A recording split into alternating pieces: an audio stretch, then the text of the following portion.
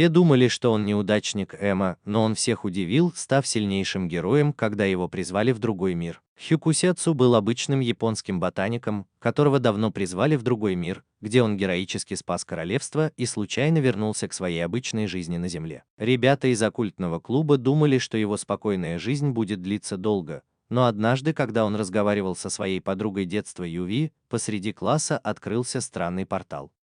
Мистический портал затянул всех внутрь и телепортировал в другой мир, где на них напали металлические гиганты. Все его одноклассники разбежались, как маленькие дети, но Юки был силен и уже бывал здесь, поэтому смело пошел вперед. Вскоре к ним присоединилась ночная эльфийка по имени Элка, которая, возможно, продавала воду для ванн в свободное время. И вместе с королевской армией убила магических зверей, даже не вспотев. Позже их вызвали ко двору короля, и оказалось, что они находятся в королевстве Дизиния. Король назвал их героями из другого мира, которые пришли их защищать, но Юки был единственным, кто не был в восторге от этого. Все были в полном замешательстве. Юки узнал, что через 5 лет Дизиния снова подверглась нападению демонов, и король возлагает все свои надежды на его однокурсников. Не имея другого выбора, кроме как подчиниться королю, они ушли, проклиная свою неудачную судьбу. На следующее утро его однокурсников заставили изучать тактику боя на мечах и магию, а Юки бездельничал как придурок и был пойман Элкой. Он пытается напомнить ей, что он тот самый герой, который спас их королевство 5 лет назад. Она ничего не помнит, пока Юки не начинает ее шлепать, и она тут же падает перед ним на колени и превращается в покорную служанку, позволяя Юки делать с ней все, что угодно. Вскоре она приводит его к двум своим старым друзьям, накачанному Джиму по имени Глин и колдунья, от которой дым идет. Они начинают засыпать его вопросами о том, почему он внезапно исчез после битвы, и Юки объясняет, что после окончания битвы его отправили обратно в его родной мир. Юки спрашивает их о Томе, их давнем сопернике, но Элка отвечает, что они больше не могут его найти, потому что он не появляется в социальных сетях. Позже король объявляет на собрании рыцарей, что их королевство объявит войну демонам, но Глин пытается вразумить этого болвана. Но оказывается, что у короля первога как у дохлой медузы, и он увольняет Глина, говоря, что им не стоило слушать глупые советы героя о мирной жизни. После собрания Глин и остальные сообщают Юки, что война неизбежна, и Юки решает сам остановить бессмысленную битву. Но прежде чем отправиться на задание, они все вместе идут в подземелье, чтобы забрать меч-компаньон Юки по имени Курамара. Юки готовится к экспедиции, но к нему подбегает Юри со слезами на глазах, беспокоясь, что он рискует своей жизнью. Тогда он рассказывает ей правду о своей настоящей личности и уверяет, что собирается встретиться со своим давним знакомым, чтобы остановить войну. Перед тем, как уйти, Юки использует свою недавно освоенную магию огня и ветра, чтобы уложить волосы Рури, и обещает, что станет сильнее, пока он не вернется. Ночью, когда он был в пути, он сразился с демоном-волком, который собирался напасть на глупую торговку по имени Рури. Дрожа от страха, Рури решила, что Юки хочет отобрать у нее деньги, и начала нести всякую чушь про деньги, счета и прочее дерьмо, но он заверил ее, что это не так. Рури не могла поверить своим ушам, потому что ее дед-мужик учил ее, что бесплатный сыр бывает только в мышеловке, и за все нужно платить. Когда Юки собрался уходить, она попросила его стать ее телохранителем и помочь доставить важную посылку. Юки согласился, и к утру они добрались до портового города Марс. У Юки отвисла челюсть, когда он увидел, каким большим стал город за 5 лет. Они подошли к владельцу корабля, которого Рури наняла, чтобы добраться до континента демонов, но тот отказался плыть на это проклятое поле битвы. Вскоре она начала просить об этом каждого владельца корабля на палубе, но все смотрели на нее как на сумасшедшую. Вдруг Юки заметил Макзинию, которая выглядела как мошенница из Индии, и попросила Рури показать документы. Они начали требовать, чтобы она показала посылку, но Юки сразу же поставил их на место. Вечером Юки спросил Рури, что она собирается делать, чтобы добраться до континента демонов. Она ответила, что купит корабль, и Юки понял, что она действительно тупее камня. Но так как он все равно собирался на континент демонов, он предложил взять ее с собой. Вскоре они останавливаются в гостинице, и Рури показывает Юки драгоценную брошь, которую она должна доставить. Кто-то отдал эту брошь ее дедушке на починку, но перед смертью он попросил Рури передать ее владельцу. Юки смотрит на брошь и понимает, что это та самая брошь, на которой была его защитная магия, но учитывая, что она была сломана, он задается вопросом, в безопасности ли ее владелец. Ночью Юки просыпается от голосов морских стражников, которые спрашивают, где они находятся. Вскоре стражники врываются в их комнату, но Юки быстро хватает Рури, которая еще не проснулась, и выпрыгивает с ней в окно, чтобы сбежать. Стражники преследуют их, пока они не оказываются в тупике, и Юки провоцирует их напасть на него. Прежде чем они успевают что-то сделать, он снова хватает Рури и прыгает в море, но, к их удивлению, они оказываются на спине водного дракона по имени Леви, который тоже оказывается другом Юки. Юки просит ее отвезти их на демонический континент, и стражники в ужасе замирают. Через некоторое время они видят большой остров, и Юки объявляет, что это печально известный демонический континент. Группа прибывает на тихий уединенный пляж, где неожиданно сталкивается с ужасающим видом кракена, огромного, похожего на кальмара существа, которое возвышается над ними, яростно размахивая щупальцами в мелкой воде. Леви, всегда готовая к бою, вступает в схватку с кракеном и яростно сражается с ним, используя свою невероятную силу и способности к водной стихии. Пока идет битва, Леви, кажется, справляется, но в середине боя она смотрит на Юки, прося о помощи. Однако Юки это ничуть не беспокоит. Он с улыбкой наблюдает за напряженной битвой, словно это какое-то развлечение. Он смотрит, как зритель на спортивном матче, наслаждаясь зрелищем, которое устраивает Леви, сражаясь с огромным чудовищем. Ситуация принимает комичный оборот, когда кракен в отчаянной попытке защититься выпускает струю черных чернил прямо в Леви. Чернила покрывают ее с головы до ног, и хотя большинство людей запаниковали бы, Леви сохраняет спокойствие, но ее раздражение явно растет. Тем временем Юки, как сторонний наблюдатель, находит эту неожиданную развязку битвы очень забавной. Сцена становится почти абсурдно комичной, и Юки смеется про себя, наблюдая за битвой Леви, покрытой чернилами кальмара. В конце концов, Леви побеждает кракена и заканчивает бой. Когда огромное существо падает, Леви превращается в женщину. Юки, ничуть не смутившись, представляет Леви, превратившуюся в Левиафана, также известного как богиня океана, и его давняя союзница Рури. Он небрежно объясняет, что их союз начался, когда он одним ударом вырубил Леви во время одной из их предыдущих битв.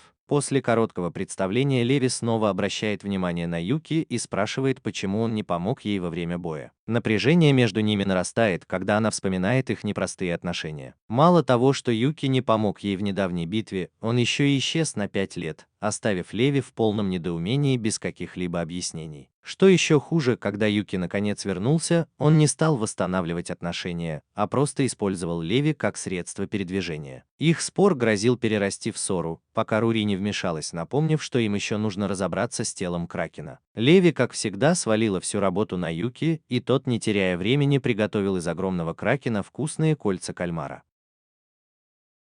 Юки, скромный повар, тихо сказал, что он оттачивал свои кулинарные навыки, чтобы впечатлить девушек. Когда они сели за стол, чтобы насладиться свежеприготовленным блюдом, разговор принял более серьезный оборот. Леви рассказала, что кракен уже давно терроризировал рыбацкую деревню неподалеку, и указала, что за горами находится замок повелителя демонов Айвил Барроу. За ужином они узнали кое-что интересное о задании Рури. Она должна была передать брошь повелителю демонов Дейзису, но до этого момента не знала, что это ее задача. Когда правда открылась, Рури, естественно, испугалась, но Юки и Леви отнеслись к этому спокойно и отмахнулись от ее переживаний. Они объяснили, что бояться нечего, потому что они оба в хороших отношениях с повелителем демонов. Наевшись, Леви решила, что пора уходить, потому что дальше им придется идти пешком, и она будет только мешать, так что лучше уйти. Но Юки настоял, чтобы она осталась, к большому неудовольствию Леви. Их нерешенные проблемы снова всплыли, когда Леви напомнила, что Юки 5 лет не появлялся, хотя она сдержала обещание и поддерживала мир в океане во время его отсутствия. Юки колеблется, явно чувствуя себя неловко, но прежде чем он успевает что-то объяснить, их прерывает группа любопытных детей демонов. Ребята, наблюдая за перепалкой Леви и Юки, принимают ее за ссору влюбленных и начинают дразнить их, требуя, чтобы Юки извинился перед Леви. Юки не хочет развлекать их своими замечаниями, поэтому он дает им кальмаров, чтобы они отстали, если это не сработает. Вместо того, чтобы уйти, дети в восторге и просят Юки приготовить еще для их деревни, и Юки, который всегда готов помочь, неохотно соглашается. Они возвращаются в рыбацкую деревню неподалеку, неся с собой останки кракена. По прибытии жители деревни радуются, потому что они боролись с кракеном, который терроризировал их воды и мешал им ловить рыбу. Но теперь он побежден, и у них есть его тело в качестве источника пищи. Они устраивают грандиозный праздник в честь Юки и Леви, где жители деревни относятся к Леви как к почитаемой богине. Она наслаждается лучшим вином и едой, наслаждаясь каждым моментом всеобщего внимания. Тем временем Юки, незамеченный герой, возвращается на кухню и готовит еду для всей деревни. Рури помогает ему, управляя прилавком, и несмотря на тяжелую работу, кулинарные способности Юки впечатляют всех присутствующих. Пока продолжается вечеринка, Леви и Рури находят минутку, чтобы поговорить о Юки. Рури, которая еще не знакома с группой, интересуется способностями и связями Юки. Когда Леви рассказывает ей об их прошлых приключениях и о том, какую роль Юки сыграл в установлении мира во всем мире, Рури начинает понимать, понимать, насколько значимо присутствие Юки. Сомнения, которые у нее были насчет его силы и влияния, быстро рассеиваются, когда она понимает, что находится в компании легендарного героя. Как раз когда праздник подходит к концу, настроение меняется с появлением Влада, огромного воина-демона и личного охранника повелителя демонов. Влад, который сначала подумал, что на деревню напали, сразу же присоединяется к празднованию, готовый к бою. Но увидев, что все мирно веселятся, он быстро успокаивается и подходит к Леви и Юки. Он объясняет, что искал Леви, но теперь, когда Юки тоже здесь, он видит надежду на спасение повелителя демонов. Влад рассказывает тревожную новость о том, что повелителя демонов Десса заставляют выйти замуж за человека по имени Турин. Этот брак не просто союз, а форма подчинения. Тиран использует проклятое ожерелье, чтобы контролировать Десса, превращая ее в нечто большее, чем просто рабыню. Юки потрясена этим откровением, потому что никогда раньше не слышала о Тиране, но Рури быстро рассказывает ей важные детали. Тиран – самый богатый человек в мире, у него достаточно ресурсов, чтобы повлиять на исход крупных конфликтов. Несмотря на свое богатство и влияние, Влад предупреждает, что Тирану нельзя доверять, и брак – это всего лишь уловка для получения власти. Юки в ярости от того, что ее подругу заставляют пойти на это, и обвиняет Влада в том, что он не смог ее защитить. Однако Влад, уже столкнувшийся с обвинениями, защищается, объясняя, что Десс сама отдала приказ, и он был бессилен ей помешать. Леви хоть и критикует решение Десс пожертвовать собой ради мира, соглашается, что они не могут бросить свою подругу. Приняв решение, Юки и Леви отправились спасать Десс. Они выбрали тайный путь, которым уже однажды пользовались во время сражений с Десс, когда она была их врагом. По дороге к замку повелителя демонов на них нападают чудовищные волки. Юки, которому нужно сохранить магию для предстоящей битвы, поручает Леви разобраться с волками. Она быстро расправляется с ними с помощью своих водных атак, разрывая их острыми когтями и демонстрируя невероятную силу. Пока они продолжают путь, Леви вспоминает ее прошлое с Юки. До их союза она не интересовалась делами жителей Земли, но после сражений бок о бок с ним она стала ценить красоту мира и его людей и решила защищать его изо всех сил. Наконец они добираются до замка повелителя демонов. Вместе с Леви Юки полон решимости остановить проклятую свадьбу и спасти своего друга. Он знает, что эта битва не просто спасение Десс, а предотвращение войны, которая может уничтожить все, за что они боролись. 5 лет назад, когда королевство Дистания и континент демонов воевали друг с другом, именно Юки посетил Десс, предложив ей дружбу и мирный договор, чтобы положить конец войне. Он подарил ей красивую брошь в знак их дружбы, и с тех пор Десс работала день и ночь, чтобы сдержать обещание. Однако, когда Юки внезапно исчез, Десс пришлось нести бремя поддержания мира с Дистанией и одновременно защищать континент демонов с помощью своего верного друга Влада. Это была та жуткая ночь, когда один из ее солдат прибежал в замок, крича, что армия Юстиниана напала на них и скоро вторгнется в королевство. Он также сказал, что битва уже началась за пределами замка, и остановить ее невозможно. Услышав это, Десс начинает сомневаться в мирном договоре, который был подписан 5 лет назад между континентом демонов и королевством Дистиния, чтобы сохранить мир между ними. Однако Десс просит его не делать поспешных выводов и приказывает собрать всех высших чиновников континента, чтобы они немедленно подготовили армию и были готовы защищать континент, чего бы это ни стоило. Она также просит двух своих товарищей, Зиона и Ламию, немедленно отправиться в Динию и выяснить, что там происходит, потому что вся ситуация кажется ей очень подозрительной. Десс старалась изо всех сил выполнить обещание, но пока не видела никакого решения. Вскоре по приказу Десс, чтобы подготовиться к непредвиденной битве, на континенте демонов началась суматоха. Солдаты заполняли склады необходимыми припасами, раздавали оружие, а простые люди с тревогой и беспокойством наблюдали за происходящим. Однако, когда солдаты узнали, что им предстоит сражаться со странными бронированными гигантами, которых не было 5 лет назад, они очень удивились, спрашивая себя, зачем они вообще подписали мирный договор, если однажды им придется столкнуться со всем этим дерьмом. Медленно в королевстве начало расти недовольство и недоверие к людям,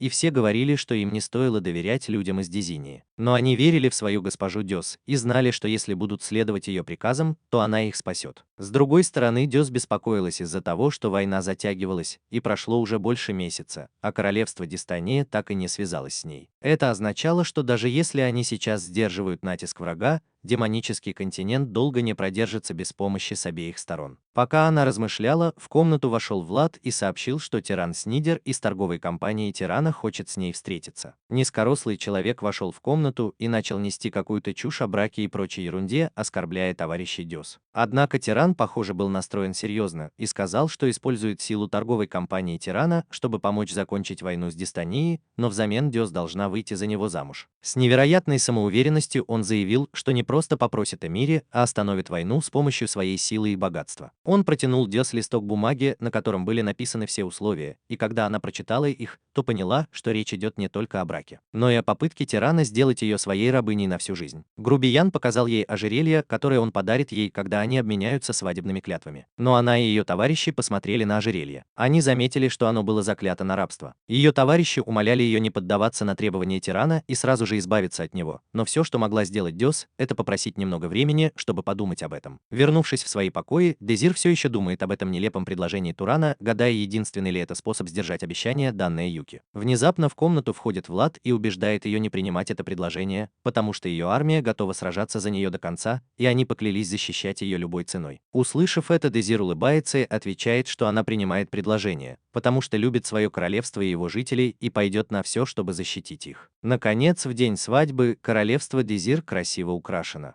В часовне люди с нетерпением ждут, когда она выйдет к алтарю, а нетерпеливый Туран уже притопывает ногой от волнения. Дезир согласилась на его предложение только из-за этой дурацкой войны, иначе такое уродливое лицо и мерзкий характер, как у него, не заслуживали бы никакой девушки. С одной стороны, люди из королевства Турана, которые являются людьми, очевидно, очень счастливы, а с другой стороны демоны Дезир, которые кипели от гнева, потому что их драгоценную госпожу заставляют выйти замуж за такого урода, как Туран. Вскоре двери часовни открываются, и входит прекрасная Дезир в белом свадебном платье и медленно идет к Турану. Их просят обменяться клятвами, и Туран достает ожерелье с проклятием рабства и готовится надеть его на Дезир. Он объявляет, что Дезир, как правительница континента дьявола, поклялась служить ему, и с этой свадьбой они попытаются принести мир и процветание королевству демонов. Затем он просит всех присягнуть ему на верность, потому что теперь он правитель континента демонов, и вместе они будут защищать мир и оставят свои имена в учебниках истории. Вскоре он протягивает руку, чтобы надеть на нее ожерелье, а Дёс молча молится, чтобы увидеть Юки в последний раз перед ее свадьбой с этим мальчишкой. Внезапно стеклянный потолок с грохотом разбивается, и появляется герой всех времен Юки-Юки. Как прекрасный принц из сказки, он протягивает руку к Дёс и говорит, что пришел спасти принцессу. Понимая, что он потеряет Дёс,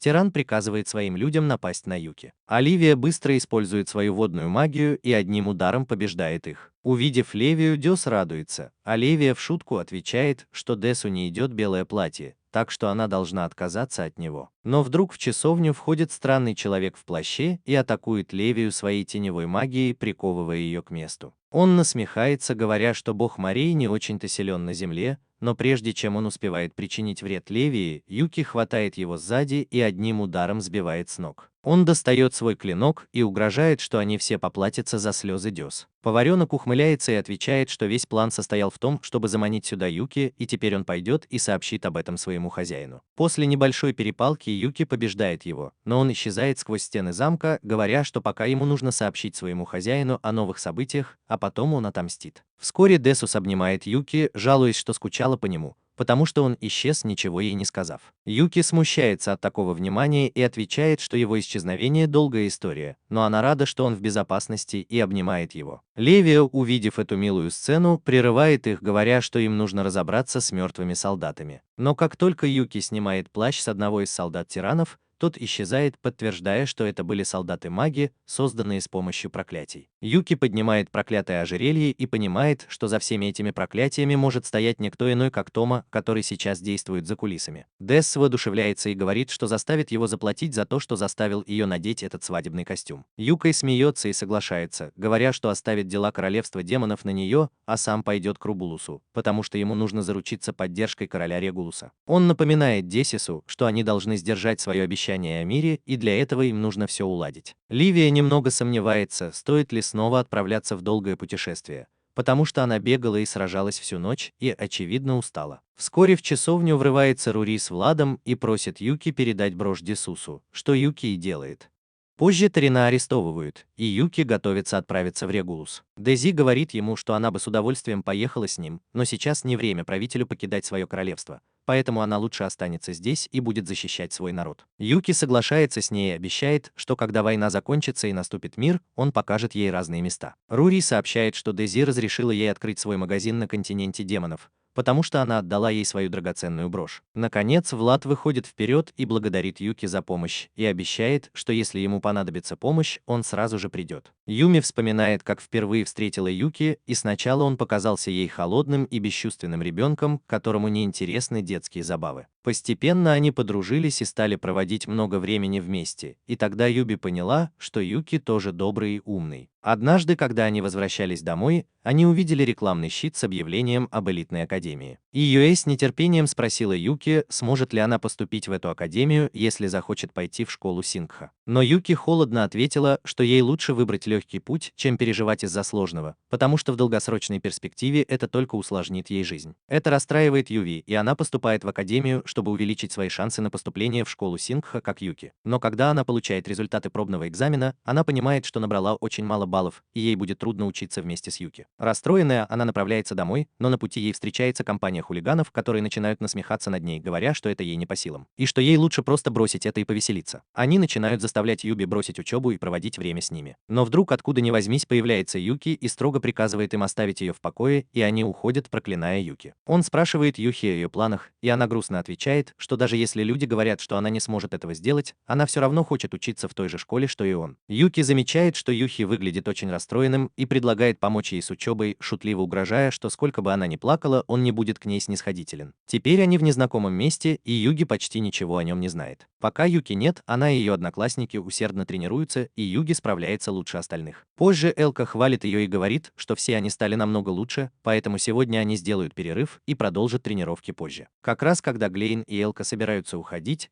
к ним подбегает Юи и отчаянно просит дать ей дополнительные часы тренировок, чтобы она стала сильной и подготовленной к возвращению Юки. Подумав немного и увидев решимость в глазах Юи, они соглашаются. Юи ведет ее на вершину замка и торжественно говорит, что мирный мир был создан Юки, и сейчас он где-то там сражается под бескрайним небом, чтобы снова сохранить мир. Она смотрит на Юви и говорит, что они с Юки всегда готовы помочь ему. Юви отвечает, что понимает всю серьезность ситуации и хочет быть рядом с Юки, но ей не хватает сил. Сказав это, она просит Элку проверить ее, и Элка, не теряя времени, бросается на нее с мечом, но Юви блокирует удар, и они начинают сражаться. Через некоторое время Элка смотрит на Юви и говорит, что она стала сильнее, чем ожидалось, и что она талантливее остальных своих сверстников. Но если она все еще хочет быть рядом с Юки, то ей кое-чего не хватает. Она ведет Юви по пустому подземному туннелю, слабо освещенному лампами, и Юви идет за ней как робкий щенок, постоянно спрашивая, чего ей не хватает. Элка отвечает, что они находятся в канализации, кишащей монстрами, и иногда используют ее как тренировочную площадку для солдат. Услышав это, Юви заметно пугается, представляя, с чем ей предстоит столкнуться в этом жутком месте. Вдруг Элка шепчет, что что-то приближается к ним из темноты, и вскоре вся канализация начинает трястись, и появляется огромный монстр-аллигатор. Юви дрожит от страха, но Элка стоит рядом с ней, убеждая ее пойти вперед и сразиться с монстром, чтобы доказать свою силу. Собравшись с духом, Юви делает несколько шагов вперед, но монстр начинает злиться, и она отступает, чувствуя себя неуверенно. Однако Элка подбадривает ее, говоря, что у нее более чем достаточно сил, чтобы справиться с этим монстром, и Юви атакует его огненной магией, почти сжигая его. Предположим, что монстр мертв. Она радостно смотрит на Эльку и восклицает, что победила его, но вдруг монстр встает на две ноги и ранит ее острыми когтями. Юви не сдается и снова атакует его огнем, нанося ему повреждения. Элька просит ее убить монстра, но Юви, у которой доброе сердце, колеблется, но Элька убеждает ее, что Юви достаточно сильна, чтобы соперничать с ней в магии. Но ей все еще нужно научиться убивать врагов, иначе в этой войне враги убьют ее друзей. Если она хочет защитить тех, кто ей дорог, то она должна сражаться и убивать, но ей не хватает решимости. Видя, что Юви все еще колеблется, Элька использует свою магию и убивает монстра, а затем молча уходит. Юми все еще грустит из-за того, что не смогла убить монстра, когда в дверь стучится волшебница Теа. Она заходит в комнату и исцеляет руку Юви своей магической силой и извиняется за поведение Эльки. Она устраивается поудобнее в комнате Юви и говорит, что рада, что у Юки есть такая подруга в другом мире. Она также говорит, что Элька действительно хочет относиться к ней как к равной, поэтому она и отправила ее в настоящее сражение, чтобы сделать ее сильнее. Теа спрашивает Юви, почему она остается рядом с Юки, несмотря на то, что вокруг него подстерегают смертельные опасности. Юви задумывается на мгновение и сразу же отвечает, что Юки всегда помогал ей, был ее настоящим другом с детства. Раньше они почти все делали вместе, учились, играли, ели, защищали друг друга от хулиганов, поэтому сейчас она хочет помочь ему и подставить плечо, на которое он сможет опереться. Он улыбается ее честному признанию и желает ей удачи. Она выходит из комнаты и видит Элку, которая явно волнуется за Юи, но делает вид, что это не так. Тея уверяет ее, что Юи сильная, но Элка уже знает, что сейчас Юи достаточно сильна, чтобы защитить себя на поле боя, но она беспокоится, что если Юи будет сражаться вместе с ними, то может столкнуться с очень опасными врагами. Ты, будучи мудрее, советуешь ей позволить Юи самой принять решение, и вы все должны уважать ее выбор, каким бы он ни был. На следующее утро Леон находит Юхи, которая стоит, прислонившись к стене, и выглядит очень грустной. Они садятся поговорить, и Глин уверяет ее, что сомневаться в том, стоит ли отнимать чью-то жизнь, это нормально, даже если это делается ради защиты кого-то очень дорогого. Когда Юи спросила, что мотивирует Глина и почему он решил сражаться, он ответил, что предпочел бы, чтобы другие страдали, чем видеть, как страдают его близкие, как солдат. Но он говорит ей, что она должна сама найти в себе решимость и не полагаться на его советы, потому что Юки тоже хотела бы, чтобы она принимала решения в жизни сама. Через некоторое время Юи берет Элку с собой в канализацию, где полно монстров. Из воды появляется монстр-аллигатор, и Элка предупреждает ее, что если она попытается выйти из своей зоны комфорта, то может сломаться. Но Юи просит ее стать свидетелем ее решимости. Она атакует монстра огнем, но говорит Элке, что он все еще не умер, потому что она лишь временно его обожгла. Юи говорит растерянной Элке, что ее жизненная кредо никогда не отнимать жизнь, но в то же время она никогда не сдается. Элка смотрит на Юфеи с восхищением и говорит, что она действительно впечатлена ее решимостью, но для этого нужна огромная сила. Юби чуть не прыгает от радости и обещает стать еще сильнее, чтобы защищать Элку, Юки и всех остальных. На следующий день Глин собирает всех новоиспеченных рыцарей и объявляет, что король уже издал указ, и им придется отправиться на войну, чтобы защитить королевство Цтиния. Он просит их подготовиться как физически, так и морально, и для Юи это, наконец, шанс отправиться на войну вместе с Элкой, Глином и Тией. Тем временем Юки и Левия едут в карете на следующий континент, и Юки явно раздражена тем, что Левия наслаждается жизнью, жуя закуски и притворяясь, что она в отпуске. С набитым ртом она небрежно отвечает, что пока может только наслаждаться едой, потому что ей придется использовать свою энергию, когда они доберутся до континента зверолюдей, и что она будет дежурить на корабле, когда они прибудут в порт. Она насмехается над ним, говоря, что это самое меньшее, что он может сделать, чтобы нанять бога морей бесплатно. Юки говорит, что из-за войны все корабли стоят, поэтому нет другого выхода, кроме как воспользоваться ее магией телепортации, и просит ее использовать магию, чтобы они могли добраться до следующего пункта назначения без лишних затрат времени. Леви, всегда готовая поспорить с ним, отвечает, что магия телепортации это сложно, для нее нужна многолетняя подготовка, огромная магическая сила. И она не может просто взять и сделать это. Юки оставляет ее наедине с едой, потому что не хочет снова спорить с болтушкой. Внезапно карета резко останавливается, и Юки с Леви хватаются за оружие, готовясь к непредвиденной опасности. Но прежде чем он успевает что-то сделать, в карету пытаются забраться двое пассажиров, и когда Юки смотрит на них, он узнает в одном из них Лиззи Плаксу и видит ее после долгой разлуки. Как и следовало ожидать, Лиззи снова начинает плакать от счастья. Успокоившись, они продолжают путь, и Юки представляет Лиззи Ливии как свою спутницу, когда он был призван в этот мир в прошлый раз. Лиззи с гордостью заявляет, что она лучшая ученица Юки, который научил ее основам боя. Затем она знакомит Юки и Леви с Амель, своей младшей сестрой. Наконец, она спрашивает, где он пропадал целых 5 лет, бросив ее, и понимает, что сейчас не время. Он говорит, что объяснит позже. Он просит Лиззи сопровождать его в поездке на континент зверолюдей и помочь ему, как она помогала 5 лет назад. Но Лиззи становится немного грустной и отвечает, что она бы с удовольствием сопровождала его, но в данный момент она попала в серьезную ситуацию. Она объясняет, что с тех пор, как Юки исчезла, она бралась за работу, связанную с борьбой с монстрами, чтобы не терять практики. И однажды она приняла просьбу деревенского жителя убить дракона. Это было в деревне Зафро, известной своими тихими и приятными окрестностями. Ее попросили пожить некоторое время с Амелем. От нее она узнала, что у нее есть брат, который отправился убивать дракона, но до сих пор не вернулся, и с тех пор Амель живет в этой деревне одна, проводя одинокую жизнь без него. Увидев ее, Ализи попросила ее считать ее своей старшей сестрой, и она останется с ней на некоторое время, и вот так они оба нашли друг друга. Услышав это, Юки спрашивает, пропал ли брат Амель, потому что его убил дракон, но Ализи отвечает, что это может быть и не так. Дело в том, что каждый раз, когда дракон нападает, несколько жителей деревни пропадают без вести, и это касается не только брата Амеля. Обычно, когда дракон нападает, он оставляет после себя какие-то следы битвы, так что даже если люди потерпят поражение, они должны были оставить после себя какие-то улики. Но похоже, все просто исчезли без следа, как будто растворились в воздухе. Услышав это, Юки заявляет, что это не похоже на обычное нападение, а Ливия добавляет, что похоже их всех похитили. Ази продолжает рассказывать о событиях и говорит, что по ее мнению первое, что могло бы решить проблему, это победить дракона. Поэтому она пошла на крайние меры и отключила защиту от злых духов, чтобы выманить дракона и победить его. Как она и планировала, гигантский дракон появился в полночь, и они оба вступили в опасную схватку, но дракон попытался улететь, чтобы спастись. Поэтому она загнала его в угол и погналась за ним, чтобы прикончить, но потеряла его из виду и вернулась в деревню, где обнаружила, что остальные жители тоже пропали. К счастью, Амель была там, забившись в угол от страха, поэтому на рассвете она решила отправиться в город, чтобы кто-нибудь о ней позаботился, и, наконец, нашла Юки и Ливию. Она хочет найти брата Амели и позволить ей спокойно жить в деревне, но не понимает, какие злые шутки с ней играет дракон. Юки отвечает, что никогда не слышал о похищающем людей драконе, но готов помочь, потому что его любимая ученица в беде, и Ливия тоже соглашается помочь. Они все еще в пути, и идет сильный дождь. Оливия выдвигает свои собственные странные теории о пропавших жителях деревни. Первая звучит как городская легенда, потому что в ней есть зомби. Она делает страшное лицо и зловеще говорит, что вся деревня превратилась в ходячих мертвецов, и среди жителей есть злой волшебник. Но Амель серьезно отвечает, что в ее деревне нет такого волшебника. Юки говорит, что количество зомби увеличивается, а не исчезает в воздухе, как гласит печально известная теория о зомби. Но Ливия отвечает, что это должно быть зомби-драконы, которые превращаются в драконов и исчезают. Когда Юки спрашивает о драконе, она отвечает, что это был зомби-дракон,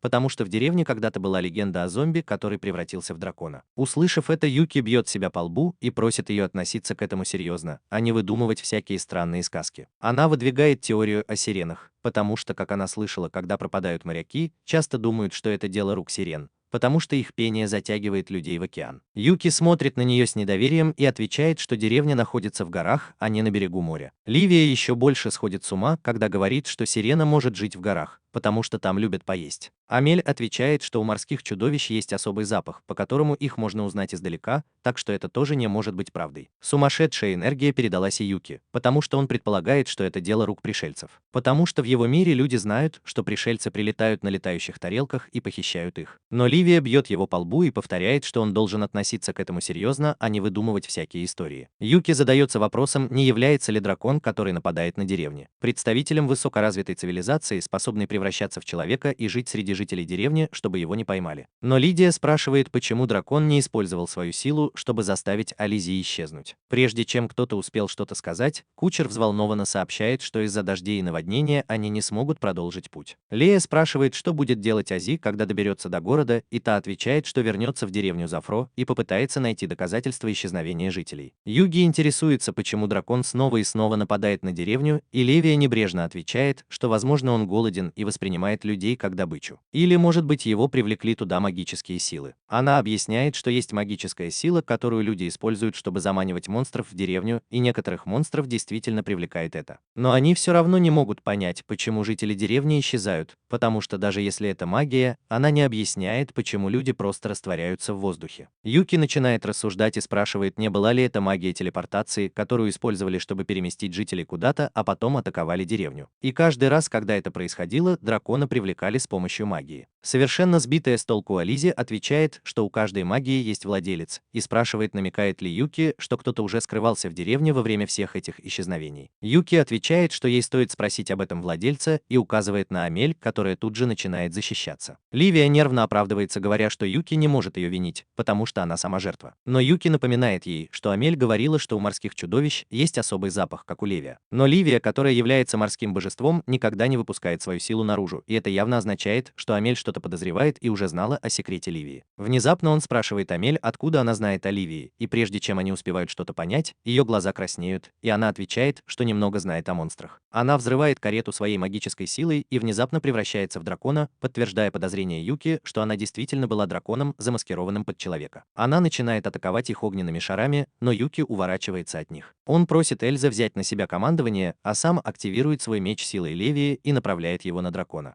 Вскоре Ас взлетает в воздух и атакует дракона, убивая его. Юка идет с Левией в деревню зверолюдей, а Ас возвращается в деревню, все еще погруженный в сладкие воспоминания об Амель. Но вдруг она видит Амель, а за ней огромного зверя, и угрожающе направляет на него меч. Амель смеется над ней и говорит, что глупо было думать, что она умерла. Лиззи сердито спрашивает ее о жителях деревни, и она отвечает, что превратила их в металлических кукол, потому что у всех них была сильная магическая сила, и теперь они будут использоваться в войнах. Затем она заявляет, что все это время не было никакой Эль, потому что она Мелиора, повелительница монстров, и Тома дал ей это имя. В деревне Зверолюдей живет девочка-кошка по имени Шаронека, которая работает охотницей на монстров и любима жителями деревни. Когда она возвращается с работы домой, жители деревни угощают ее и ее больную сестру разными вкусностями, например, мясом, фруктами и молоком. С другой стороны, Леви и Юки тоже добрались до деревни Зверолюдей, но сейчас там нет лодки, на которой они могли бы уплыть. Все лодочники прогоняют их, и Юки просит Леви снова превратиться в лодку, но разозлившаяся Леви заявляет, что больше не станет лодкой, потому что она 3 дня и 3 ночи без устали плыла. Юки извиняется перед ней и говорит, что только на нее он может положиться в таких делах, но не хочет ее перегружать. Услышав это, Леви немного смягчается и отвечает, что если он даст ей отдохнуть 1 ночь, она снова превратится в водяного дракона и поможет ему. Лодочник, который сидел неподалеку и слышал их разговор, сообщает, что лодка будет готова завтра. Поэтому они решили переночевать в ближайшей гостинице и продолжить путь на следующий день. Они заходят в гостиницу, которой управляет госпожа Кувана, и по совпадению там же оказывается Широ, которая часто приходит в эту гостиницу, чтобы купить лекарства для своей больной сестры. Но как только они заходят в гостиницу, Широ прячется под плащом и тихо уходит, не сводя глаз с Юки. Куро приветствует их и спрашивает, не нужна ли им комната, и Юки соглашается, говоря, что им нужна комната на двоих, а Левия добавляет, что хочет комнату с мягкими кроватями. Юки также спрашивает, есть ли поблизости хорошие магазины, где можно купить вкусную еду,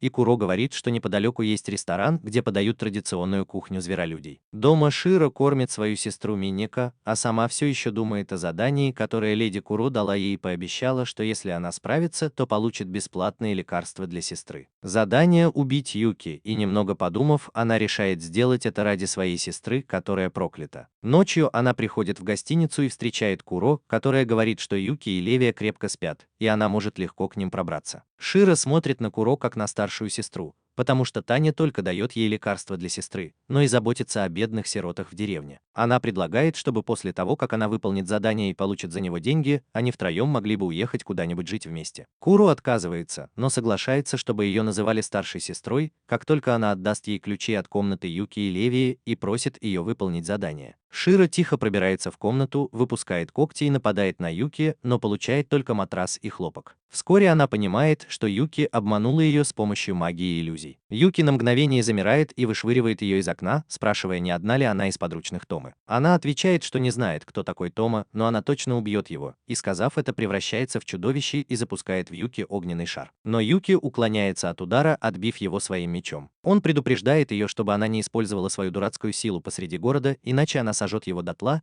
и внезапно бьет ее по лицу, отчего она падает на крышу заброшенного магазина. Как только Широ теряет сознание, она приходит в себя, и когда Юки и Леви осматривают ее, они понимают, что она излучает проклятую энергию, а это значит, что она, должно быть, получила ее от кого-то. Через некоторое время Широ просыпается у себя дома и собирается снова напасть на него, но ее сестра останавливает ее. Она объясняет, что Юки нашел ее без сознания и принес домой. И Юки незаметно дает Широ знак, чтобы она поверила его лживой истории, вместо того, чтобы рассказывать младшей сестре о миссии по убийству. Быстро сообразив, Широ благодарит Юки. Юки отвечает, что знает, что она выполняла странные задания ради своей больной сестры, и сообщает ей, что ее сестра не больна, а проклята кем-то. Он подходит к ней и использует магию, похожую на торможение, чтобы коснуться ожерелья у нее на шее, и заявляет, что она находится под сильным проклятием. Услышав это, Широ падает на колени и умоляет Юки спасти ее сестру, обещая сделать для него все, что угодно, и Юки уверяет ее, что он обязательно спасет ее сестру. Он предупреждает Минека, что избавление от проклятия может быть немного неприятным, но она настаивает, чтобы он продолжал и не беспокоился о ней. Через некоторое время Минека ложится на кровать для ритуала избавления от проклятия, а Юки поднимает руку, чтобы активировать свое оружие обжору, и просит его поглотить проклятие. Вскоре оружие раскрывается на 2 части и начинает высасывать проклятую энергию из тела Минера. Но внезапно появляется леди Куро и заявляет, что они не могут сделать это без ее разрешения, и бросает в Юки острый кинжал, но Ширао встает между ними и принимает удар на себя. Куро угрожающе говорит, что Ширао не только не выполнила ее приказ,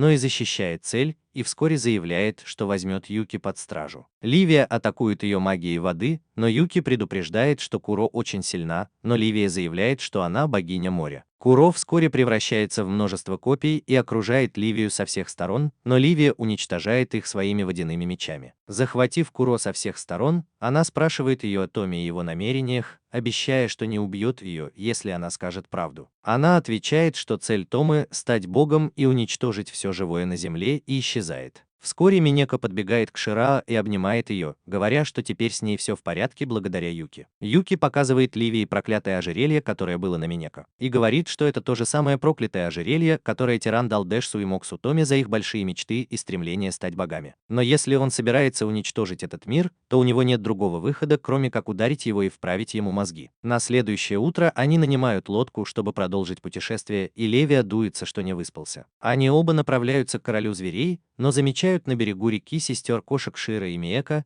и Юки просит лодочника остановиться. Шира предлагает пойти с ними в Регим, чтобы помочь в битве, обещая, что они будут полезны в бою. Юки смотрит на Ливию, и она соглашается, поэтому Юки просит сестер присоединиться к ним. В Регеме, королевстве зверей, король зверей находится между двух огней. Одна группа людей пытается заставить его захватить и человеческое, и демоническое королевство, а другая сторона хочет сохранить мир и не усугублять ситуацию. Тем временем Юки и его команда подошли к дверям дворца, но стражники доставляют им немало хлопот, потому что не пускают их во дворец. Но вдруг Юки слышит сверху знакомый голос, и вскоре они видят, как дочь короля, сделав эффектный выход, прыгает на них. Она наступает на стражников и цепляется за Юки, радостно восклицая, что от него все еще пахнет так же, но вдруг решает проверить Юки. Однако он слишком стар для этих трюков и быстро одолевает ее. Роук сияет от счастья, говоря, что никогда не недооценивала его как своего хозяина, но Юки быстро отрицает, что не собирается становиться ее хозяином. Глядя на то, как сестры Кошки и Левия обнимаются и целуются, их чуть не тошнит, но они ничего не могут с этим поделать,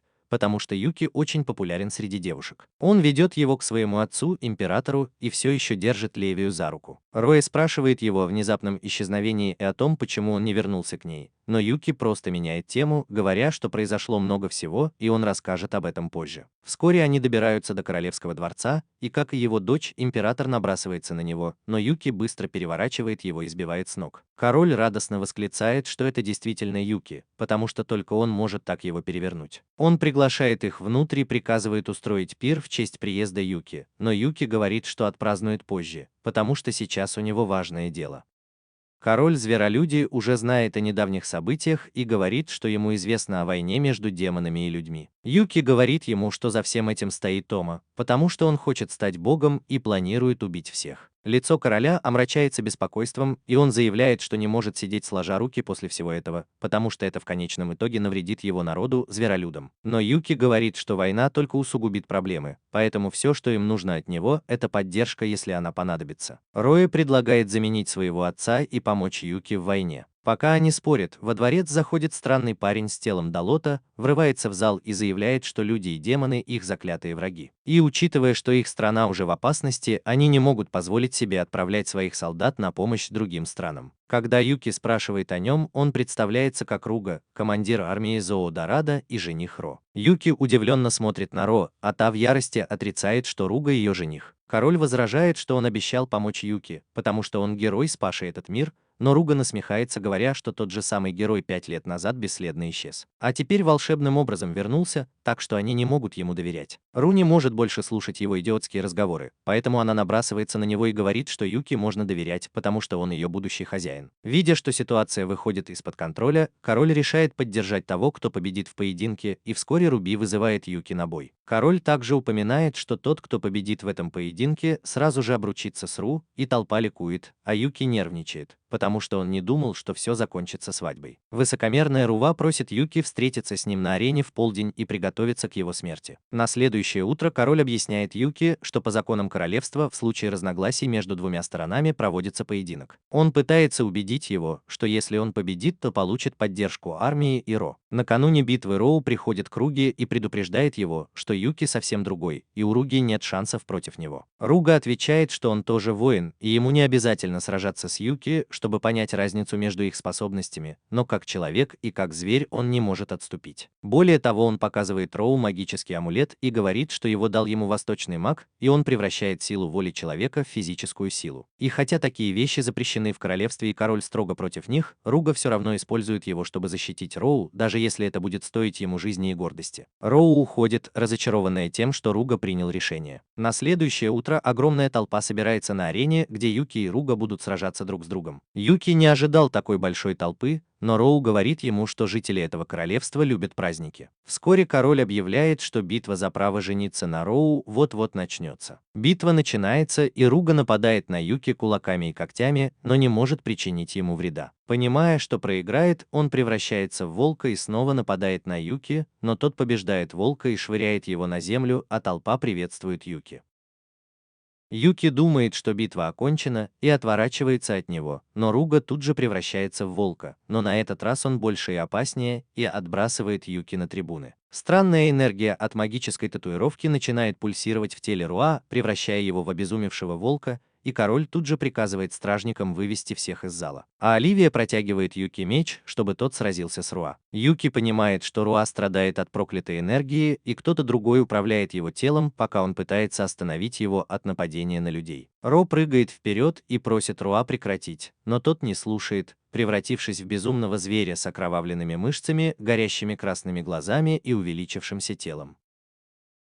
Внезапно над его головой появляется вихрь, и из него появляется иллюзия Тома. Том небрежно говорит, что ему пришлось убить Руба, чтобы остановить его, иначе Юки потратил бы свою драгоценную магическую энергию. Он говорит, что хотел бы встретиться с ним лично, и знает, что Юки придет снова. Том вдруг указывает на Ро, чтобы напасть на нее, но Юки встает между ними, и это бесит Тома, который обвиняет Юки в том, что он снова выбрал простую девушку-зверя вместо него. Он всегда хотел, чтобы Юки выбрал его, но раз он этого не сделал, то будет убивать людей, демонов и зверей ради Юки, а когда весь мир будет уничтожен, они с Юки будут жить спокойно, как боги. Юки подходит к нему, направляет на него меч и приказывает заткнуться, потому что ему плевать на его абсурдные идеи, но если он причинит вред невинным, то Юки без колебаний снова убьет Тома. Тома смеется и сообщает ему, что Дзиния начала вторжение на демонический континент, и мир пришел в движение. Если у Юки есть время и силы, он может остановить это. Тома говорит, что однажды он победит Юки, и медленно исчезает. После битвы король извиняется перед Юки за то, что разрешил опасное сражение,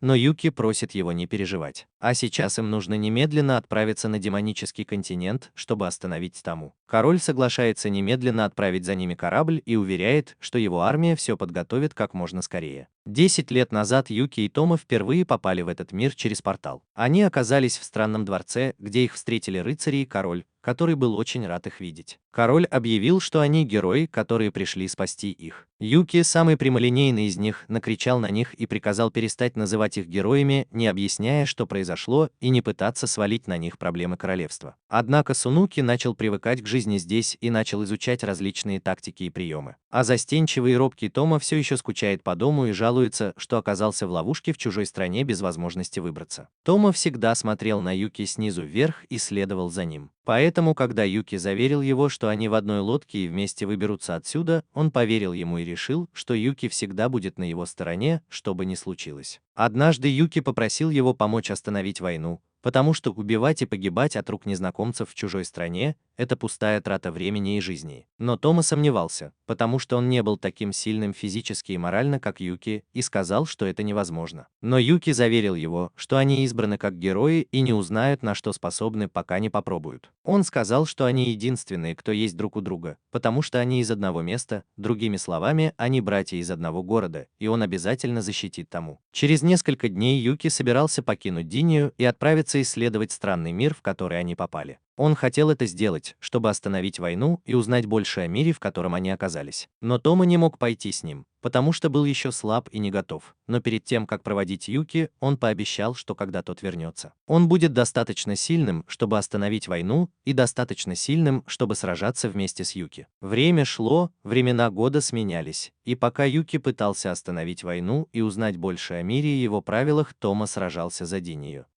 Однажды он получил титул Серебряного рыцаря за отличную защиту Динии в битвах и меч от короля.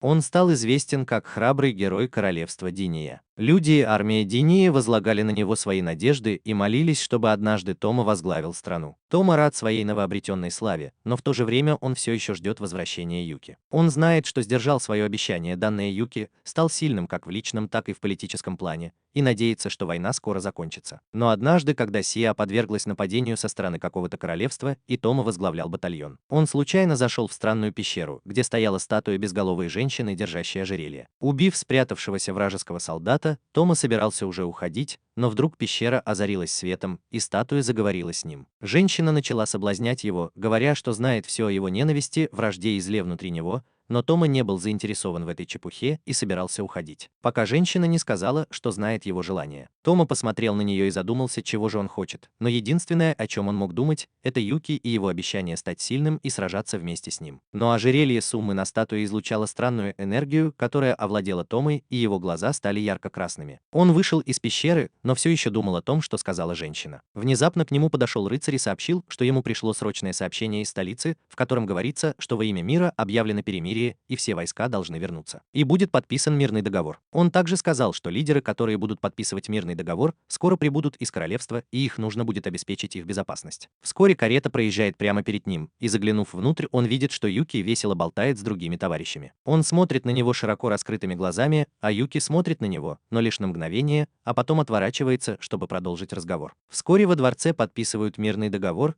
и все радуются за Юки, а он окружен новыми друзьями. Странное чувство одиночества наполняет его сердце, ведь он думал, что после стольких лет разлуки Юки проведет с ним немного времени. Королевство празднует окончание войны и возвращение Юки. Все счастливы. Наконец Тома видит Юки на вершине замка, подходит к нему и хвалит за его труд, а Юки благодарит его за то, что он сделал все возможное, чтобы защитить Дезинию. Но прежде чем Тома успевает что-то сказать, Элька и остальные зовут Юки присоединиться к празднику, и Юки извиняется перед Томой и уходит к ним. Но вдруг, после долгих раздумий, Тома напоминает ему о его обещании и спрашивает, не пора ли им вернуться в свой мир. Но Юки не хочет покидать королевство. Он говорит, что глупая война наконец закончилась, и ему еще многое предстоит увидеть в этом новом странном мире, так что это начало его счастливой жизни в другом мире. Как только он это слышит, женский голос снова звучит у него в голове, призывая ненавидеть Юки за эгоизм. Она заставляет Тому поверить, что Юки изменился и не хочет выполнять свое обещание.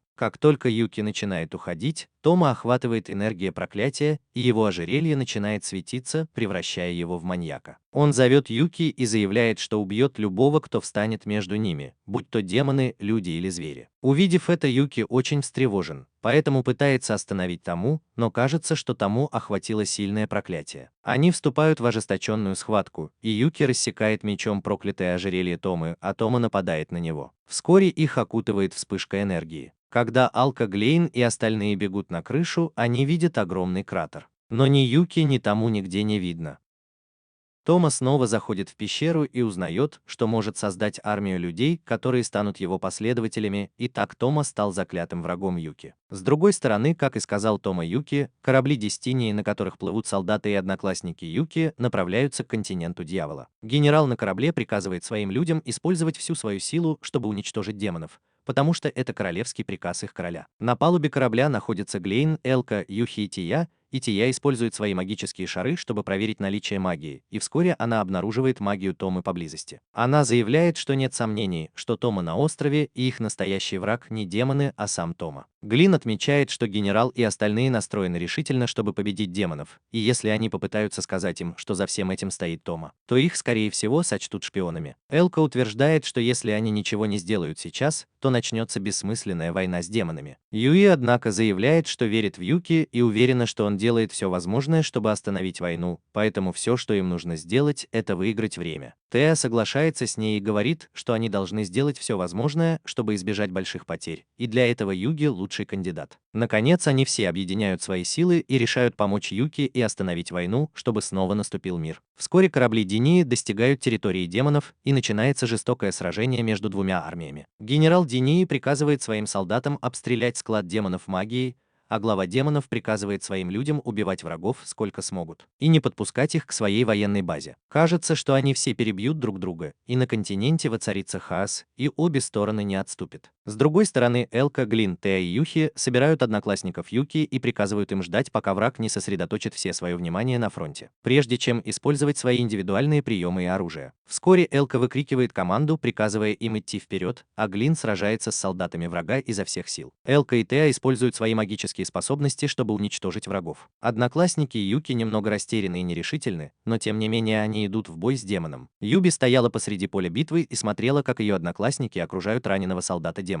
Существо было слишком изранено, чтобы сражаться, и она не могла позволить им убить его. Она решительно вмешалась и остановила их, напомнив, что убийство беспомощного солдата противоречит военной этике. Однако ее одноклассники не разделяли ее точку зрения. Один из них, расстроенный и злой, закричал на нее. Он утверждал, что на войне нужно убивать или быть убитым. Если они не прикончат демона сейчас, он может вернуться и убить их позже. Но Юи не согласилась с таким мнением. Она сказала им, что они не должны терять человечность только потому, что находятся на войне. Убивать того, кто не может защищаться, неправильно. Она хотела, чтобы они помнили, что значит быть человеком, даже в таких ужасных обстоятельствах. Война не должна превращать их в монстров. Пока Юи пыталась их убедить, раздался странный голос. Он насмехался над ней, называя ее слабой за то, что она не может убить врага. Прежде чем она успела ответить, небо внезапно раскололось, и появились голубые порталы. Из этих порталов начали появляться металлические монстры. Юи сразу узнала их по предыдущей битве в той странной стране. Они уже сражались с этими существами раньше, и тогда Юки легко победила их. Но сейчас, когда их так много, Юи понимала, что на этот раз все будет иначе. Настоящая битва только начиналась. С другой стороны, из-под земли открывается еще один портал, и из него появляется демоническая девушка с ярко-красными глазами, что явно указывает на то, что она одержима. Она продолжает рубить солдат, словно овощи, жестоко рассекая их мечом. Солдаты, естественно, напуганы этим странным существом и пытаются остановить ее, но ничего не получается. Внезапно они видят рыжеволосую демоницу и к своему разочарованию понимают, что это никто иная, как Ализи, которую захватила в плен Тома по имени Меллер, которая жила в деревне, притворяясь демоном, а на самом деле была драконом, работающим на Тома. Элка сердито спрашивает Меллер, что она сделала с Элси, и та отвечает, что Элси была сильной, поэтому она превратила ее в куклу, чтобы использовать ее силу против нее. А затем просит их всех тоже стать ее куклами. Увидев это, Элка бросается на Меллер с мечом, но одержимая Ализи блокирует ее и, несмотря на мольбы Элки, не узнает ее и отбрасывает в сторону. Тем временем Меллер ранит ее руку, из которой течет кровь и брызжет на землю. Тия объясняет, что пролитая кровь необычная, а наполнена концентрированной магией и сильным проклятием. Вокруг начинает кружиться темная энергия, и из крови появляются 4 чудовища. Каждое из них страшнее Аласа. Огромная горилла с клыками как лезвие, массивный динозавр с зазубренными чешуйками, змея такая большая, что ее кольца обвивают все вокруг. Огромный город и свирепый дракон с горящими глазами и пламенем, мерцающим вокруг его тела. В этом хаосе становится ясно, что Меллер сама является монстром, обладающим уникальной способностью создавать таких ужасных существ. По мере продолжения битвы они начинают уничтожать монстров одного за другим, работая синхронно, используя свои сильные стороны, чтобы скрыть слабости друг друга. Как раз в тот момент, когда кажется, что ситуация меняется, Юби присоединяется к группе, добавляя им силы. Затем она холодно расспрашивает Меллер, когда все ее чудовищные творения повержены, спрашивая, каким будет ее следующий шаг. Вскоре Меллер приказывает Алис убить всех, но Глин быстро вмешивается, чтобы остановить ее. Он знает, что Алис их близкий друг, хотя она и находится под контролем Меллера. Вместо того, чтобы причинить ей серьезный вред, Глен использует рукоять своего меча, чтобы вырубить ее, ударив достаточно сильно, чтобы она потеряла сознание, но при этом убедившись, что она останется жива. Когда Лизи падает на землю, Глен проверяет, дышит ли она еще. Он чувствует кратковременное облегчение, но времени на отдых нет, поскольку битва продолжается. Тем временем Элька бросается на Меллера, ее сердце полно гнева и решимости. Быстрым ударом она вонзает свой клинок в грудь Меллера, поражая орган, который управляет ее магическими способностями. Из тела Меллер хлещет кровь, и она падает в ближайшую реку. Кажется, что Меллер наконец мертва, поскольку ее тело безжизненно дрейфует по реке, и все начинают верить, что битва окончена. Но, к их удивлению, Меллер снова начинает двигаться. Она медленно поднимается из реки, ее одежда пропитана кровью, но на лице расплывается злобная ухмылка. Она начинает смеяться, показывая, что ее тело изменилось так, как никто не ожидал. Маллер объясняет, что у нее 2 пары сердец и легких, поэтому убить ее практически невозможно. Затем она рассказывает историю о том, как ее и ее людей однажды использовали в качестве подопытных в опасных научных экспериментах. Это Тома спас ее, подарив ей новую жизнь со странными способностями. Теперь она чувствует, что обязана Томе за его доброту и готова помочь ему осуществить его злые планы, чего бы это ни стоило. Он открыл мерцающий портал, врата, которые, казалось, искажали саму реальность. Из этого странного разлома появилось чудовищное существо, ужасающая смесь разных зверей, соединенных в одно. Его массивное тело состояло из частей разных животных: когти льва, крылья летучей мыши и длинный змеиный хвост. Это существо было не просто сильным. Это был магический инструмент, созданный, чтобы помочь Меллер преодолеть свои ограничения и стать еще сильнее. Тея объяснила, что это было необычное заклинание. Это была опасная магическая техника, которая должна была дать Меллер возможность преодолеть все, что сдерживало ее. Без колебаний Меллер слилась с этим существом, и ее тело стало частью его чудовищной формы. Она заявила, что настоящая битва только началась. Наблюдая за этим, Тея поняла, что что-то изменилось,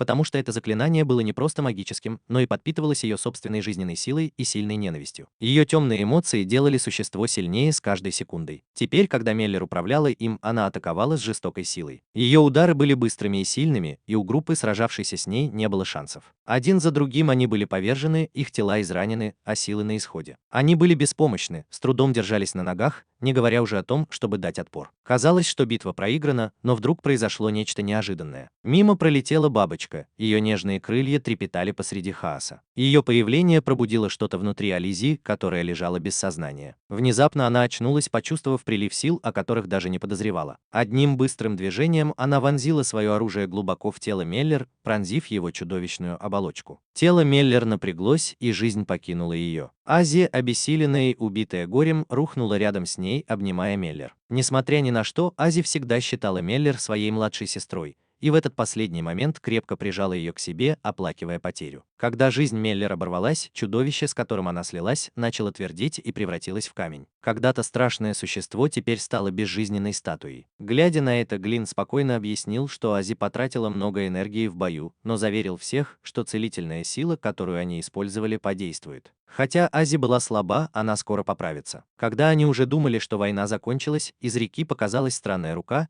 и они увидели еще одного товарища Томы по имени Тень. Но Юби попросила их позволить ей самой разобраться с этим. Все согласились, но прежде чем кто-то успел напасть, они почувствовали знакомую магическую энергию, и это был никто иной, как сам Юки, который встал между Тенью и Юи и заверил ее, что теперь он все уладит. Юи, охваченная эмоциями, внезапно бросилась к нему и чуть не поцеловала в порыве чувств. Но прежде чем все зашло слишком далеко, Юки остановил ее и спокойно попросил успокоиться. Поняв, что она собиралась сделать, Юхи быстро извинилась, чувствуя себя неловко. Юки попросил ее отойти и остаться с Элкой и остальными, чтобы она была в безопасности. Тем временем человек Томы посмотрел на Юки, и тот узнал в нем того самого мужчину в плаще, который был на свадьбе Дезы и работал с Техраном. Вместо того, чтобы драться с Юки, он сначала начинает давить на него и спрашивает, почему тот так заботится о людях, которые стоят за ним, ведь, учитывая силу Юки, они все для него просто букашки. Он спрашивает, ищет ли Юки счастье в помощи слабым, и Юки отвечает, что ему плевать на такие вещи, как удовольствие и счастье. И он просто заботится о них, потому что они ему дороги. Юки заявляет, что он защищает мир, потому что хочет этого, а не потому, что он какой-то странный лидер культа. С другой стороны, у сестер кошек серьезные проблемы с Куро, хозяйкой, которая часто заставляет Широ выполнять разную работу. В воздухе повисло напряжение, когда Широ шагнула вперед, полная решимости противостоять Куро и заставить ее рассказать правду о себе. Вместо ответа Куро взорвалась от гнева, ее голос был громким и резким, когда она набросилась на них. Она сказала, что ее тошнит от их притворного сестринства. Это только еще больше разозлило Широ и Минеко, и они решили вместе сразиться с Куро, понимая, что у них нет другого выбора. Когда началась битва, Куро яростно атаковала их, нанося быстрые и сильные удары. Минеко бросилась вперед, чтобы защитить Широ, и приняла удар на себя, чтобы Широ осталась невредима. Битва усилилась, когда сестры-кошки начали отбиваться, работая вместе, чтобы нанести удар Куро. Все закончилось, когда Широ собрала все свои силы и нанесла мощный удар, от которого Куро рухнула на землю, образовав огромную воронку, которая сотрясла землю. Когда пыль осела, Широ посмотрела на Минеко, чувствуя беспокойство и усталость. Она подумала, что, возможно, лучше оставить Куро и закончить бой, понимая, что продолжать бессмысленно. Но как только она об этом подумала, Куро высвободила свою истинную силу, вытянув свои огромные щупальца и поймав Минеко. Еще одно щупальце метнулось к Широ, и обе сестры оказались в ловушке, из которой не было выхода. Ситуация становилась все более отчаянной, и Куро активировала свой предел прочности – мощный энергетический удар, который сбил Широ с ног и поставил обеих сестер в опасное положение. Затем она начала проклинать их за веру в сестринство и кричать, что они глупые дуры, которые верят в глупые отношения. Но внезапно Широ вскочила на ноги и, соединив руки с Миеко, активировала силу слияния зверей, и они превратились в одно целое. Они атаковали Куро и отбросили ее на землю. Решив покончить с этим раз и навсегда, они отрезали ее щупальца и убили ее. Когда пыль осела, Широ попросила Миэка не зацикливаться на смерти Куро, потому что им еще предстояло сразиться с врагом. С другой стороны, Роу сражается с чудаком по имени Виртас. Виртас сделан из металла и покрыт обычной человеческой кожей, но это потому, что он тоже был объектом научных экспериментов, пока Тома не спас его. Услышав имя Тома, Роу еще больше разозлилась, потому что уже слышала его бредовые истории о том, как он хочет стать богом. Но для Виртаса в этом нет ничего плохого, потому что сильные могут делать все, что захотят, и он знает это по своему опыту. Но как только он произносит имя Руги, она в ярости бросается на него и бьет ногой прямо в лицо, обвиняя его в том, что он оправдывает свои прошлые поступки убийством других. Вскоре Виртас превращается в несколько шаров и начинает превращаться в Роу, заставляя ее истекать кровью. Наконец, когда Роу больше не может терпеть, она превращается в свирепого льва с длинными когтями и прыгает на Виртаса, чтобы избить его до полусмерти. Но чем больше она его бьет, тем сильнее кровоточат ее лапы.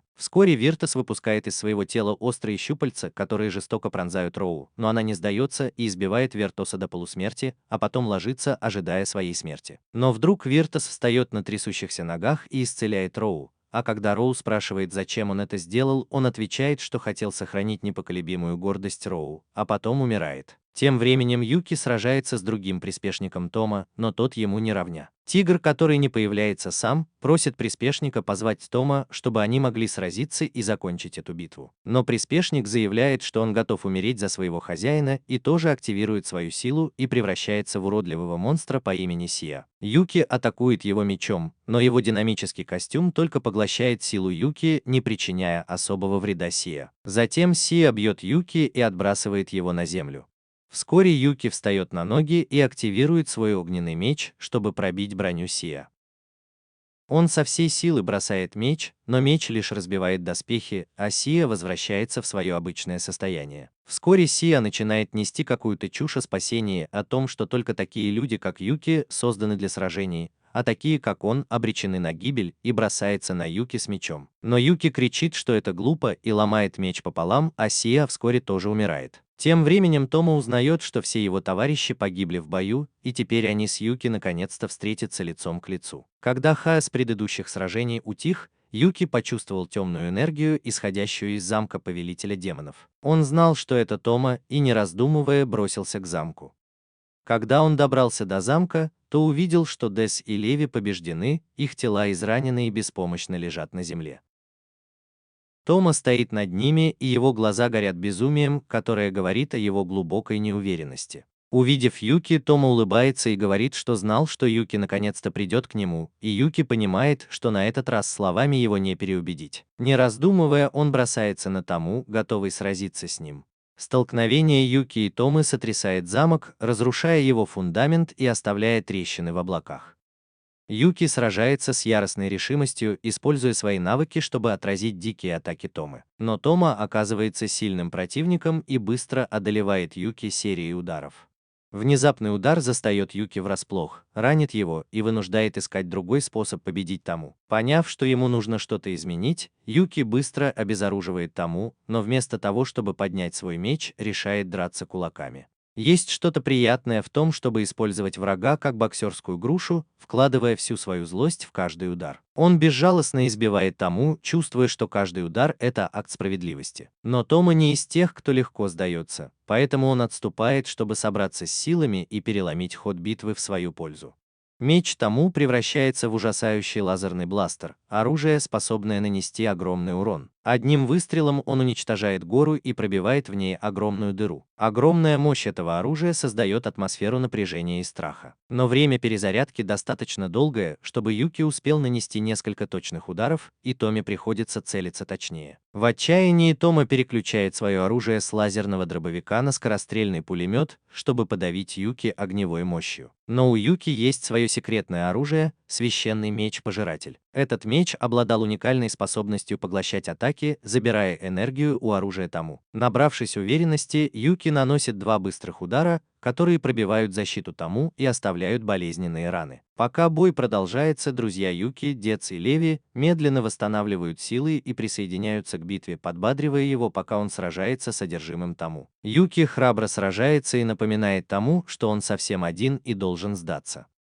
Эти слова глубоко задели Тому, затронув его неуверенность, которая подпитывала его безумие. Каждая капля страсти и безумия, которые были в Томе, были вызваны страхом быть покинутым, и слова Юки пронзили Хаас, эхом отозвавшись правдой, которую он отчаянно пытался отрицать. Под тяжестью отчаяния Тома высвобождает всю свою силу, не сдерживаясь.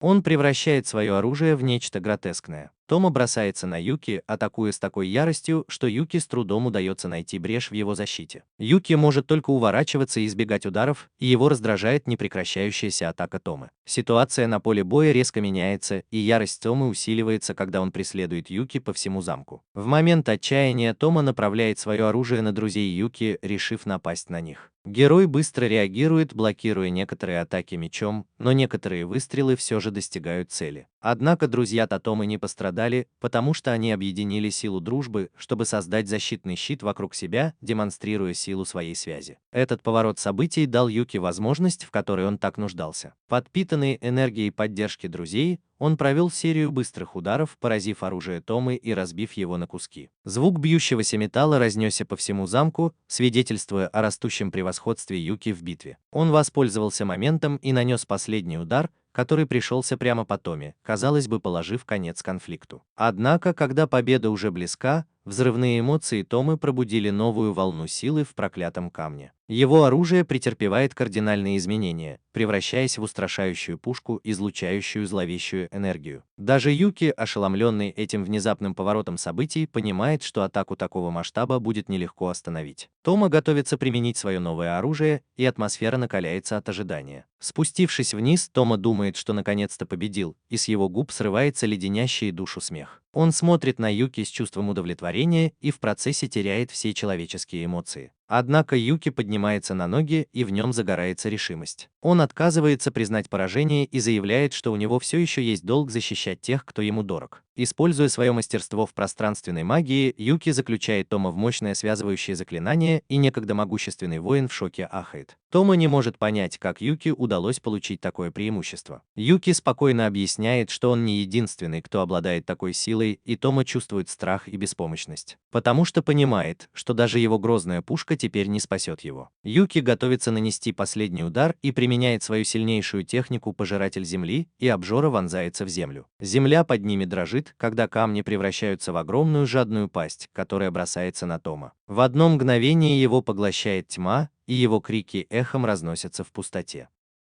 В этот момент отчаяния он понимает, что все, чего он когда-либо хотел, это быть рядом с Юки, и это желание превратилось в жажду власти. Но Тома не умер, он просто потерял сознание. Пока вокруг них тихо падает снег, Юки сидит рядом с Томой и смотрит на осколки проклятого камня. Когда Тома наконец открывает глаза, он с удивлением видит Юкигера, который говорит, что не собирался его убивать. Вместо этого Юки хотел привести Тому в чувство. Это был риск, но он оправдался, и гурман поглотил только проклятие Томы. Юки со слезами на глазах напоминает Томе о его обещании защищать ее. Тома понимает, что сострадание и решимость Юки помочь ему были искренними. Герой убеждает Тому не выбирать смерть как способ побега, а жить и искупить свои прошлые ошибки. После битвы Тома оказывается в тюрьме, где ждет приговора. Ему выносят необычное наказание. Он должен использовать магию переноса, чтобы отправить одноклассников Юки домой. При этом он откажется от своей магии и больше никому не будет угрожать. Приняв это условие, Тома быстро переносит всех одноклассников Юки обратно в их мир. Но сам он не присоединяется к ним, заявляя, что хочет остаться и искупить свои грехи. Он отправляется в кругосветное путешествие, чтобы узнать о разных культурах и помогать нуждающимся где только сможет. После окончания войны у Юки наконец-то появилась возможность отправиться в путешествие, о котором она давно мечтала. Ее друзья хотят присоединиться к ней, но у многих есть обязанности, поэтому с ней может поехать только Юхи. Они вместе отправляются исследовать мир, чтобы познакомиться с новыми друзьями и пережить все, что их ждет. Во время своего путешествия они встречают знакомых людей. Леви продолжает бороться со своим страхом перед кальмарами. Дезус, с другой стороны, усердно работает над восстановлением своей страны, стремясь вернуть ей былую славу после разрушительной войны. Рури с энтузиазмом управляет своим магазином, предлагая товары, которые демонстрируют ее уникальные таланты. Роу дослужилась до звания командующего армией Королевства зверей людей и с мудростью и силой руководит обороной своей страны. Тем временем сестры-кошки стали ее помощницами и поддерживают ее во всех начинаниях. Во время своего путешествия Юки и Юки открыли для себя множество чудес, и каждый новый опыт обогащал их жизнь так, как они и представить себе не могли. Они видели потрясающие пейзажи, пробовали вкусную еду и заводили знакомства с людьми из разных слоев